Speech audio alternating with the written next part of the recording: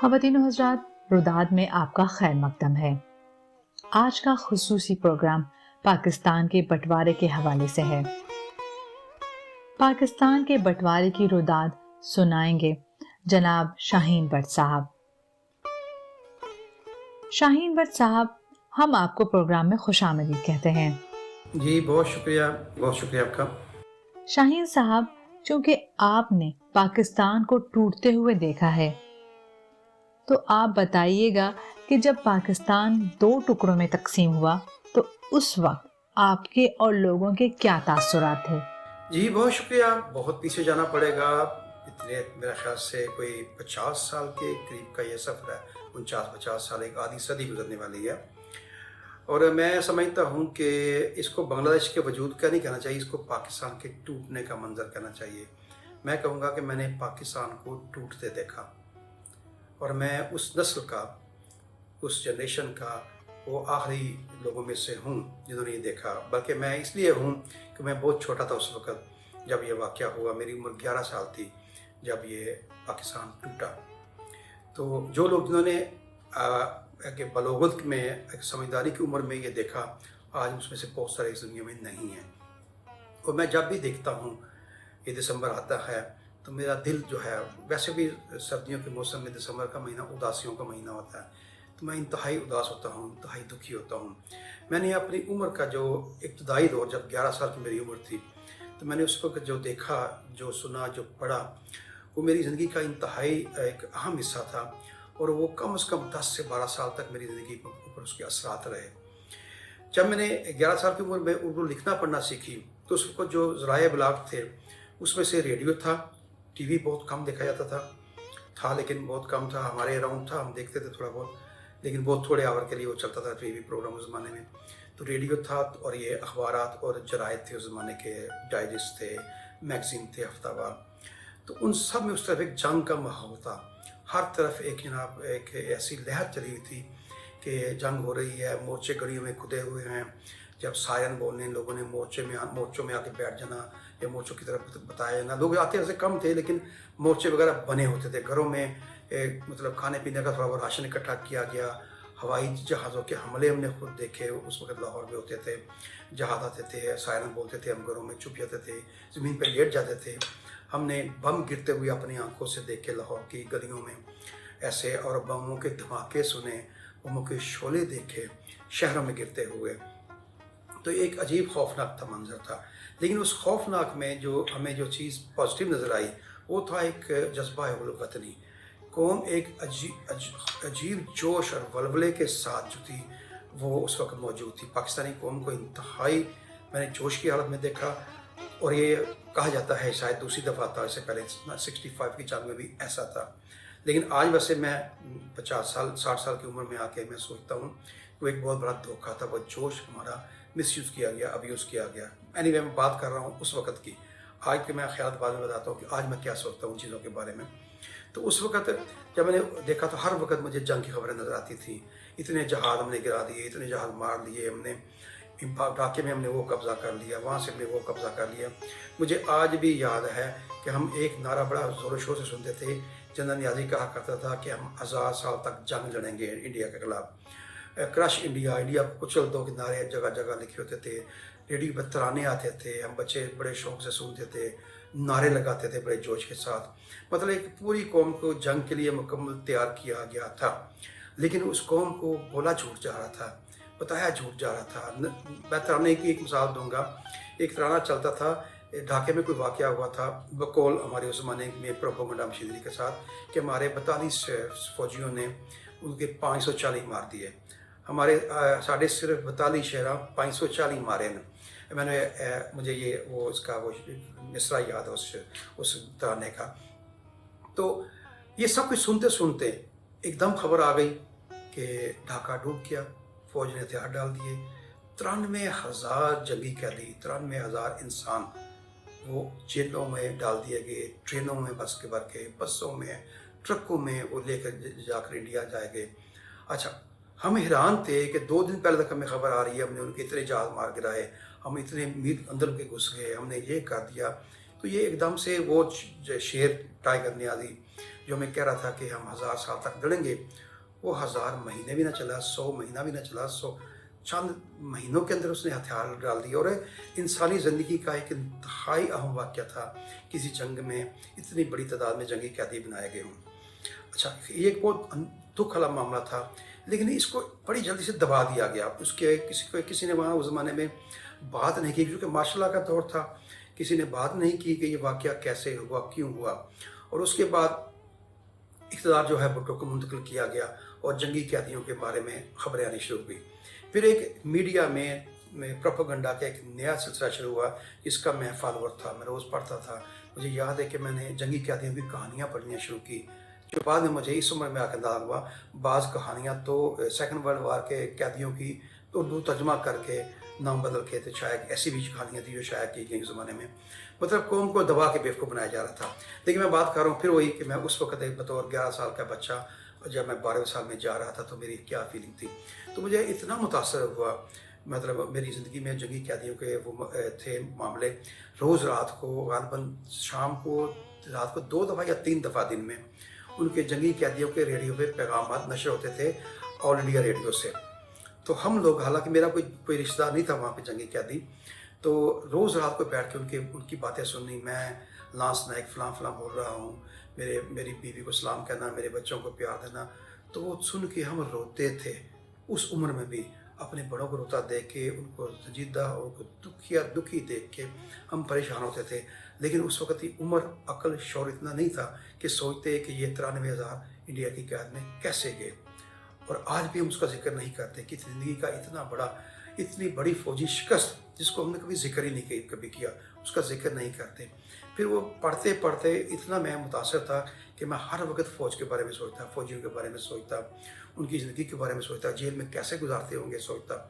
तो मैं वहाँ पर लाहौर कैंट में जाके मैं घंटों घूमता, उनकी फ़ौजी बैरक्स को देखता कि कैसे ज़िंदगी गुजारते हैं। बल्कि एक आध दफ़ा मैं आँख बचा के जब अंदर गए तो उनके जो रस्से होते हैं लटकने के लिए, जब वो एक्सरसाइज करते हैं, वहाँ भी घुस गया। फिर मुझे किसी ने डांटा, किसी फ़ौजी ने, मैं भाग के बाहर चला गया। तो मैं किसी फ़ौजी जवान को देखता था, मेरा जोश है, मेरे रोंगटे खड़े हो जाते थे उनको देख के। इतना प्यार, इतनी मोहब्बत, इतना जोश जज्बा था उनके लिए। यही करते करते ज़िंदगी को कुछ साल गुजरते गए, और आने वाले 4-5 साल जो थे सियासत के दूसरे मामला के साथ चलते रहे।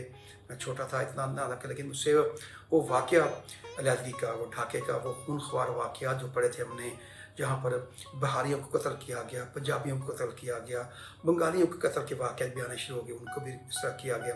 उस खूनख्वारी का जो वाक़या था, उसको वो यहाँ से निकल नहीं पा रहे थे, वो देखते थे। फिर वो करते करते मैं 18 साल की उम्र को पहुँचा, तो मेरे दिल में ख्वाहिश थी कि मैं इंडिया देखूं और देखूं मेरे जंगी कैदी ज़िंदगी कैसे गुजारते थे।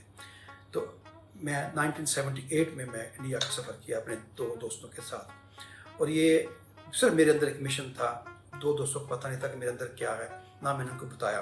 ये भी एक बड़ी प्लानिंग थी। मुझे वो जंगी कैदियों के वाक़या जो मैंने पढ़े थे, जो मैंने सुने थे, वो मेरे अंदर एक नक्श बन चुका था, एक फ़िल्म बन चुकी थी मेरे अंदर।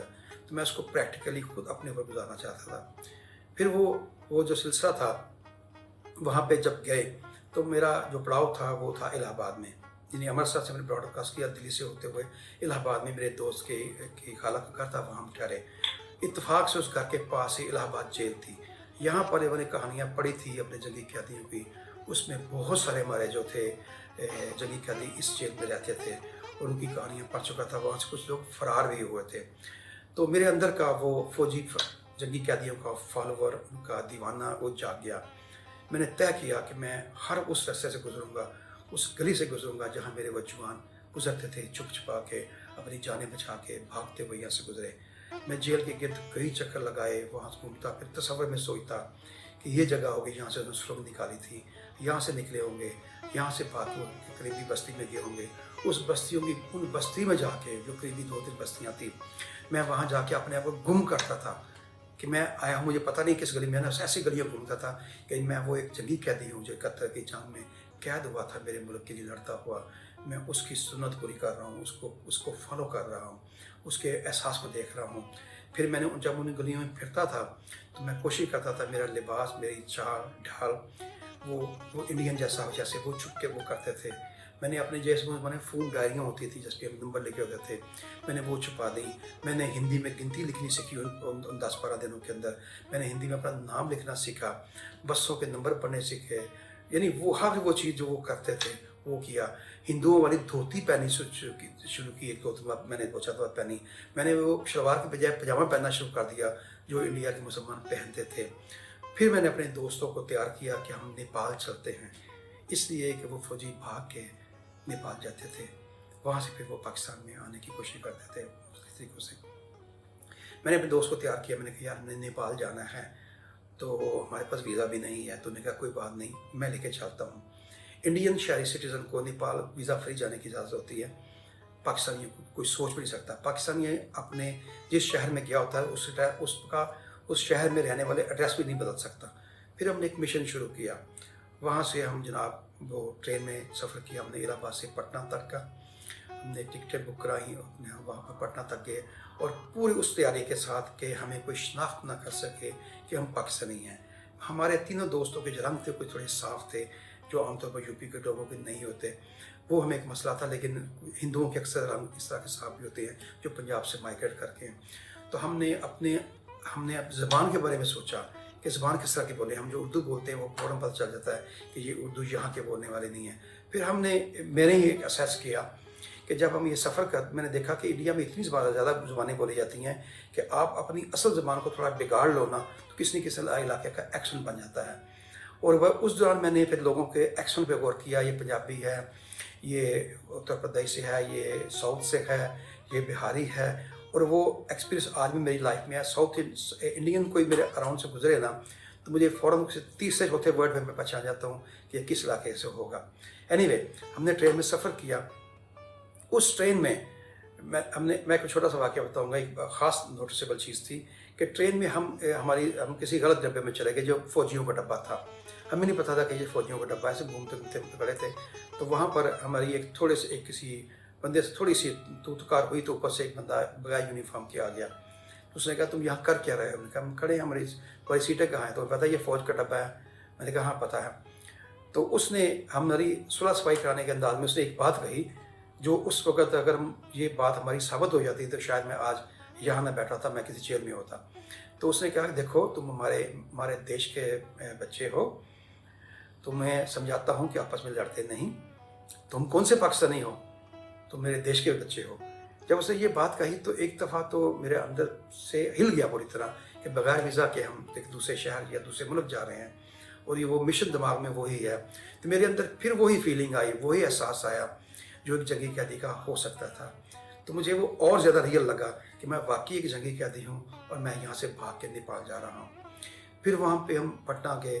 ہم نے یہ سفر کیا مختلف ٹرانسپورٹ کے ذریعے استعمال کیا. ہم نے ٹرین استعمال کی، ہم نے بس استعمال کی، ہم نے جناب کشتی استعمال کی، ہم نے سائیکل رکشہ استعمال کیا، ہم نے آٹو رکشہ استعمال کیا، ہم نے پیدل چلے بہت سارا. تو یہ سارے ہم نے کوئی 4-5 دن کا جو سفر تھا مجھے اچھی طرح یاد ہے. ایک گاؤں میں ہم گئے، وہاں سے ہم نے کسی بندے کو دینا ساتھ جس نے ہمیں بارڈر کراس کروانا تھا. تو وہ بندہ ملا نہیں. تو ہمارے جو گائیڈ تھا، ہمارا جو انڈین دوست تھا، رشتہ بھی تھا میرے دوست کا، تو اس نے کہا کہ اب ہمیں واپس بھی نہیں جا سکتے کیونکہ کیا اس کا آخری ٹرین جا چکی ہے، اب ٹرین صبح جائے گی. تو مجھے اچھی طرح یاد ہے کہ میں نے وہ ہندو والی دھوتی پہنی ہوئی تھی اور نیچے سے میں نے ایک شارٹ سو تھی وہ پہنی ہوئی تھی، اوپر سے میں نے بالکل ہندوؤں والا کرتا پہنا ہوا تھا. تو رات کو ہم نے وہ چھوٹے سے گاؤں کے ایک پلیٹ فارم میں گزارنی تھی اور ظاہر وہاں رات کو پولیس بھی آتی ہے، چیک کرتی ہوگی. تو پھر وہ جگہ جو مجھے اچھی طرح یاد ہے کہ رات کو جب ٹھنڈ لگی تو میں نے وہ جو دھوتی تھی اتار کے میں نے اپنے اوپر لی اور میں ایک بینچ کے اوپر رات کو سویا. اور صبح تقریباً 6 بجے شاید 7 بجے ٹرین آنی تھی، اس میں بیٹھ کے ہم ایک سرحدی گاؤں کی طرف چلے گئے. اس طرح کرتے کرتے ہم وہاں پر پہنچے. تو اس میں بھی جب بارڈر کراس کر لیا وہاں پر ایک شہر ہے بیر گنج، تو وہاں پر ہم نے تقریباً 1.5 دن گزارا. تو ہمارا پلان تھا کھٹمنڈو جانے کا. تو کھٹمنڈو جانے کا بھی صرف یہی تھا کہ وہ میرے اس فوجی کے جنگی قیدیوں کی منزل عام طور پر کھٹمنڈو ہوتی تھی. تو وہاں پر جناب یہ ہم نے سفر کیا. تو اس کے بعد پھر ہم نے پلان کیا کہ ہمارے پاس پیسے کم ہو گئے ہیں. یہ بھی ایک ریئل پارٹ تھا لائف کا. ہم کھٹمنڈو کے تو واپس نہیں آ پائیں گے، ہمارے پاس کوئی سورس آف انکم نہیں ہوگا. آپ نے ہندوستان سے پاکستان واپسی کا سفر کیسے طے کیا؟ सरहद किस तरह अबूर की? सरहद इस तरह हमने बुक की थी, जैसा कि मैंने कहा कि इंडियन को बगैर वीज़ा के वो बॉर्डर क्रॉस करने का अख्तियार होता है, लेकिन वो इसको फॉर्मली चेक करते हैं, उनका कोई आईडी देखते हैं, उनसे क्वेश्चन पूछते हैं। तो हमने, मुझे इस तरह याद है कि वो जगह का नाम, पहले हमने एक छोटी सी क्या कहना चाहिए, एक छोटे छोटे लिहाज की फेरी कह लें, जो हमने पटना से ली। 1.5-2 घंटे का हमने सफ़र किया पटना से। तो हम गए जनाब, एक जगह का नाम था, 2 घाट थे जो कहते हैं ना, जो पोर्ट थी उनकी, एक का नाम था महिंद्रो घाट, एक फलीजा घाट। मुझे नहीं याद कि वो फलीजा घाट से हम बैठे थे कि उतरे थे, दोनों में से एक थी। तो वहाँ से गए, वहाँ पर हम 3-4 शहरों में मुख्तलिफ होते हुए फिर हमने रक्सौल का बॉर्डर क्रॉस करना था। तो रक्सौल के लिए हमने जो है एक कहानी गढ़ी हुई थी कि हमने वहाँ पर बॉर्डर पे क्या बताना जाके, और अगर रोका तो। अब उसमें हमने 3 साइकिल रिक्शा करवाए, जिसमें 2 में हम पाकिस्तानी बैठे थे, 1 में इंडियन पाकिस्तानी बैठा था। इस तरह हमने मिक्सअप किया। कपड़े हमने मुझे अच्छी तरह याद है, मैंने धोती पहनी हुई थी जो इंडिया में पहनी जाती है, और मैंने कुर्ता पहना हुआ था। और ये बात भी मेरा ख्याल था कि हमें चूँकि शनाख्त को हमने मिक्सअप करना है, लेकिन एक बात सामने आ गई थी कि हम अपने आप को हिंदू साबित करना हमारे लिए शायद मुश्किल हो, हम कोई इस तरह की चीज़ें ना बता सकें। तो हमने अपने नाम जो है वो मुसलमानों वाले ही रखे, ख्याल की प्लान किया कि ऐसे करेंगे, जो पूछेंगे अगर रोका गया, कोई इन्वेस्टिगेशन हुई तो, और उसके साथ हम ये बताएंगे कहाँ से आए हो। तो वो हमने पटना के कुछ एड्रेसेस याद किए। हमने बताया कि हम घड़ियों का काम करते थे, कासम बाज़ार में हमारी दुकान है, हम तीनों दोस्त हैं, ये हमारा खालाजादा। इस तरह करके हमने कहानी बढ़ी। वही हुआ, हमारा जो था एक रिक्शा जो था 2 निकल गया आगे, और मेरे वाले रिक्शा में जो है वो मुझे रोक लिया गया। इत्तेफाक से मेरे साथ वो इंडियन थे जो मेरे हमारे दोस्त थे, तो वो ये सवाल पूछे गए, तो मैं अल्हम्दुलिल्लाह वो मैंने ठीक से की बॉर्डर क्रॉस करके।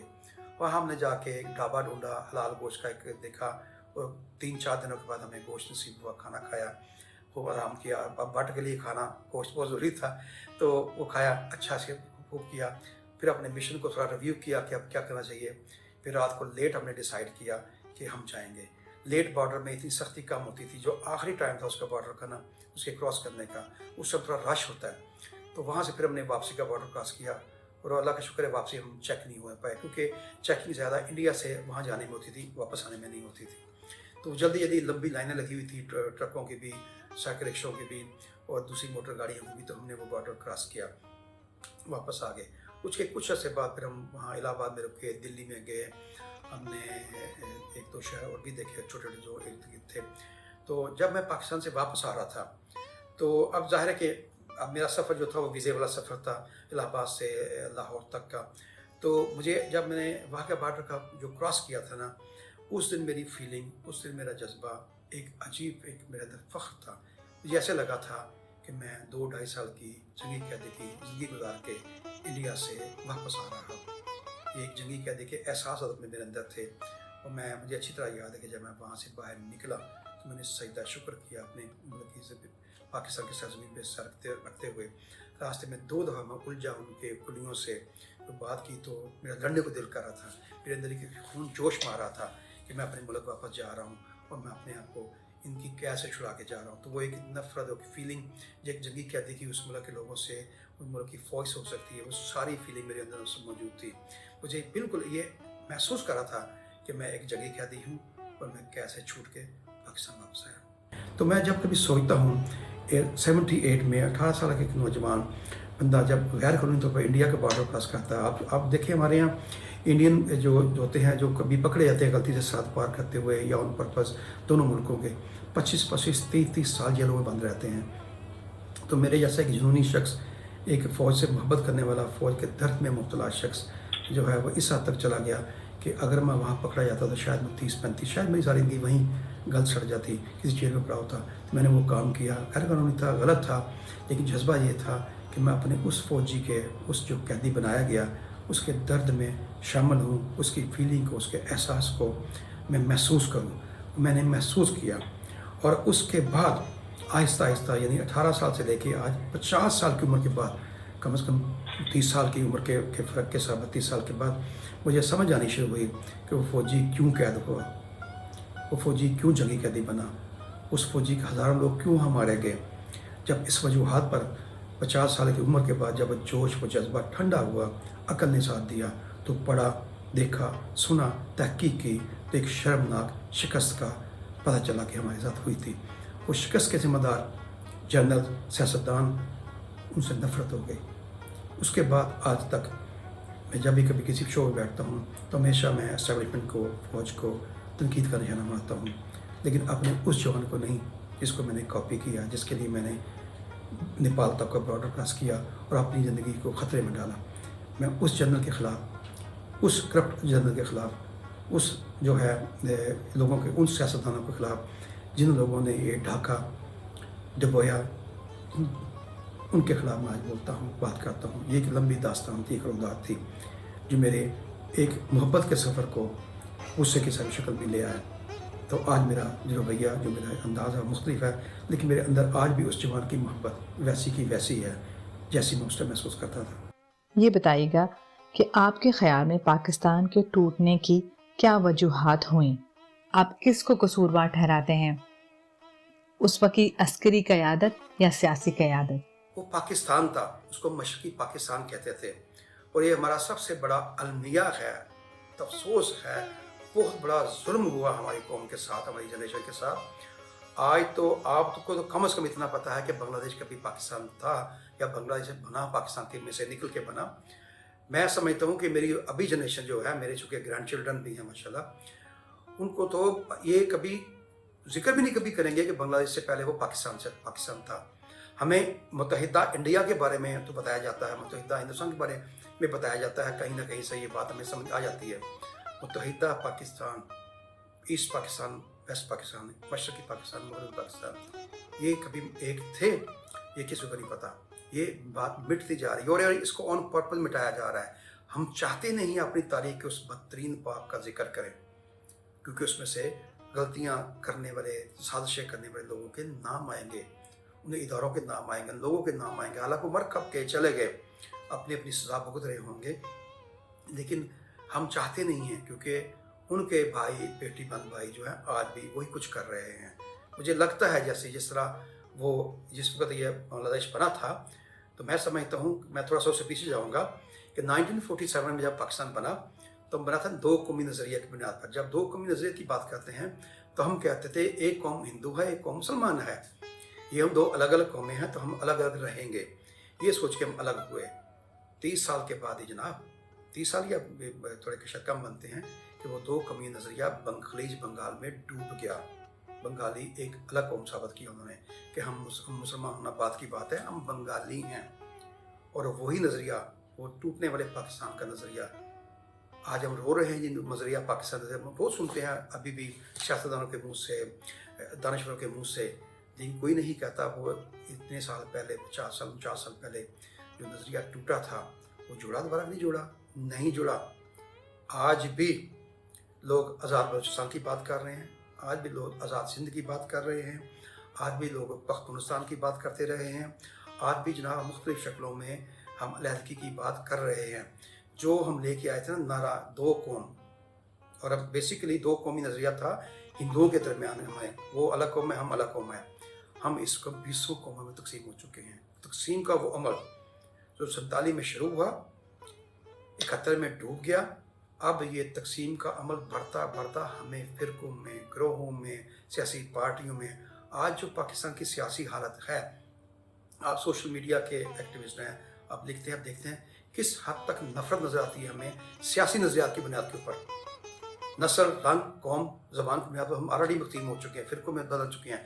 अब ये सियासी नज़रियात भी एक तकसीम का जरिया बन गए, और ये तसलसल ये ज़िम्मेदार लोग वही हैं जिन्होंने 71 में पाक मेरे मुल्क को तोड़ा था अपने सियासी माली मफादत की खातर। उसमें सियासतदान भी शामिल थे, उसमें फ़ौजी जनरल भी शामिल थे, ये दोनों तबका जो थे, उसमें ब्यूरोक्रेसी भी शामिल थी जो उस जुल्म में शरीक थी, बराबर की शरीक थी। मुझे अच्छी तरह याद है जब हमने कोई संभाली, हमें टीवी पे हम बंगला न्यूज़ देखते थे, हमें इक्का दुक्का बंगाली हमारी गलियों में नज़र आते थे जो रहते थे, काम कर रहे थे। मुझे कभी मज़ा नज़र नहीं आया। मुझे अच्छी तरह याद है जब तक ये अलग नहीं हुआ था, मुझे मेरे बचपन में, मेरे हाथ में ऐसा कुछ नहीं है मुझे कहीं बंगालियों से नफ़रत का कोई मैसेज मिला हो, मुझे नफ़रत का कोई निशान याद हो मेरे नक्श में, मुझे बिल्कुल नहीं याद। लेकिन मैं जब पढ़ता हूँ, जो सुनता हूँ, जो मैंने देखा ढाका बनते वक्त, बांग्लादेश बनते वक्त, नफ़रत का एक तूफ़ान था जो आज भी बांग्लादेश में मौजूद है। उनको, उनके बच्चों को पढ़ाया जाता है तारीख़ में कि हमने पाकिस्तान से आज़ादी हासिल की। لیکن ہم نے جنہوں نے ملک کھویا، جنہوں نے ملک توڑا، ہم کبھی نہیں سوچتے کہ ہمارے جناب ہم سے زیادہ 60% تھے غالباً تعداد میں، وہ ہم 40% تھے، ہم سے بڑا حصہ چھن گیا اسی وقت، الگ ہو گیا کہ ہم نے اپنے تمہارے ساتھ نہیں رہنا، تم ہمارے پر ظلم کرتے ہو، تو وہ چلے گئے۔ ہم نے کبھی سوچا ہی نہیں کہ ہمارے ایک بڑا بھائی ہمارا ایک بازو کٹ گیا، ہم نے باقی چیزوں کیسے بچانی ہے، ہم اسی ڈگر پہ چلے ہوئے، ہمارے بیوروکریسی آج بھی وہی کر رہی ہے۔ آج بھی آج کا خالی آپ اخبارات نکال کے سوشل میڈیا نکال کے دیکھ لیں، آپ کو پولیٹیشین جو ہے الگ الگ راگ لاپتے نظر آئیں گے، کوئی کراچی کا رونا رو رہا ہوگا، کوئی سندھ کا رو رہا ہوگا، کوئی بلوچستان میں رو رہا ہے، کوئی کشمیری جو ہے وہ الگ سے رو رہے ہیں، بلوچستان میں الگ سے رو رہے ہیں، سب رو رہے ہیں یہ بات کہتے ہوئے کہ ہمارے ساتھ زیادتی ہو رہی ہے۔ تو بھائی یہ کوئی آسمان سے آ کے زیادتی کر رہا ہے؟ زیادتی کرنے والے وہی لوگ ہیں جنہوں نے اس ٹائم بھی کی۔ کوئی یہ نہیں سوچتا کہ میرے ملک میں عوام کے ساتھ زیادتی ہو رہی ہے، وہ اپنے آپ کو الگ کر کے کرے گا، وہ اپنے آپ کو دوسرے اپنے شہریوں سے الگ کر کے کرے گا۔ یہی اس ٹائم نفرت کا ایک ذریعہ دو حصوں میں بٹا تھا۔ یہ وہی لوگوں نے بنگالی اور پنجابی اور بنگالی اور مغربی پاکستان کے اور فوج کے درمیان نفرت پیدا کی، لیکن ہمارے یہاں جنرلز نے، سیاستدانوں نے کچھ نہیں سیکھا۔ وہ نفرت جو ہے آج پھر مجھے نظر آ رہی ہے۔ آج میں پھر دیکھ رہا ہوں کہ لوگ فوج سے نفرت کرنا شروع ہو گئے ہیں، فوجی کی کتابوں کے ساتھ بولنا شروع ہو گئے ہیں۔ گو کہ آج بھی ایک طبقہ ان کا دیوانہ ہے، ان کو سلوٹ کرتا ہے۔ میں نے کل کو میں نے بھی سلوٹ کیا، بچپن میں نے ان کے لیے جو کچھ سوچا دیکھا، میں آپ کو بتا چکا ہوں پہلے، وہ طبقہ آج بھی موجود ہے۔ لیکن یہ اس طرح کے دو انتہا پسند طبقے جب پیدا ہوتے ہیں نا، تبھی تقسیم ہوتی ہے، تبھی ملک ٹوٹتے ہیں۔ آپ کے خیال سے ایسٹ پاکستان سے کیوں علیحدگی چاہتا تھا؟ ناانصافی۔ آج ہم ہر بندہ یہ بات ماننے کو تیار ہے کہ ہم ان کے ساتھ انصاف نہیں کر رہے تھے۔ اچھا، وہ کہتے ہیں کہ ہمارے ساتھ ناانصافی پنجابی کر رہے تھے کیونکہ فوج میں اکثریت پنجابیوں کی تھی۔ میں آپ کو ایک حوالہ دوں گا چھوٹا سا۔ میں نے اس زمانے میں، جب میں بچپن میں یہ بتا رہا ہوں جن واقعات، اسی عمر کے 1900 میں چند سالوں کے اندر ایک کتاب چھپی تھی، وٹنس ٹو سرنڈر، میں نے ڈھاکہ ڈوبتے دیکھا، میجر صدیق سالک نے وہ کتاب لکھی تھی۔ اس کتاب میں مجھے جا بجا ایسے سمبل، ایسے واقعہ نظر آئے جس میں نظر آ رہا تھا کہ یہ ان کے ساتھ جو ہے ٹھیک سلوک نہیں کر رہے تھے، ایون فوج میں بھی۔ وہ مجھے ایک واقعہ ابھی تک میرے نقش ہے میرے دماغ میں، 39 سال پرانی بات ہے، 49 سال پرانی بات، سوری۔ تو میں نے پڑھی تھی کتاب، اس میں لکھا تھا کہ میرا ایک سبارڈینیٹ، ایک آفیسر میرے پاس آیا، بنگالی تھا، شاید اس کا نام بھی مجھے کچھ یاد ہے، سم تھنگ اس نے لکھا تھا۔ تو وہ کچھ بات کر رہا تھا اس طرح کی کہ سر میرے ساتھ زیادتی ہے، میری یونٹ کے ساتھ، میرے بنگالیوں کے ساتھ زیادتی ہو رہی ہے۔ اس کا بنگالیوں کا عام طور پر چھوٹا ہوتا ہے، لیکن یہ چھوٹے قد کے بڑے لوگ ہیں، ہمارے بھائی تھے، مسلمان تھے۔ تو اس نے اس کا مذاق اڑایا، تصحیح کی کہ وہ میرے ساتھ بات کرتے ہوئے اپنی ایڑیاں اونچی کر کے تو اپنا قد میرے برابر لانے کی کوشش کر رہا تھا، لیکن میرا قد وہ پھر بھی میرے قد کے قریب نہیں پہنچ سکا تھا، کیونکہ وہ میجر صدیق سالک شاید 6 فٹ سے بھی زیادہ تھا۔ ابھی تو وہ ان کی شہادت نما موت ہو چکی ہے جنرل ضیاء الحق کے طیارے میں۔ تو اس نے اپنی اس کتاب میں، جس میں وہ ذکر کر رہا ہے میں نے ڈھاکہ ڈوبتے دیکھا، اس میں ذکر کرتے ہوئے بھی اس کو یہ احساس نہیں آیا کہ وہ اپنی نسلی تعصب کو جو ہے وہ بیان کر رہا ہے۔ اس طرح کے واقعات جگہ جگہ وہ اس نے لکھے تھے، کیونکہ وہ کتاب اس کے اسباب، اپنے آنکھوں دیکھا حال بیان کر رہا تھا، لیکن اس آنکھوں دیکھے حال میں بھی بہت ساری چیزیں جو ہے وہ چھپا نہ پایا۔ وہ نفرت، وہ ناانصافی جو ان کے دلوں میں بیٹھ گئی تھی، وہ اس میں نظر آ چکی تھی مجھے۔ روداد کو وقت دینے کا بہت شکریہ۔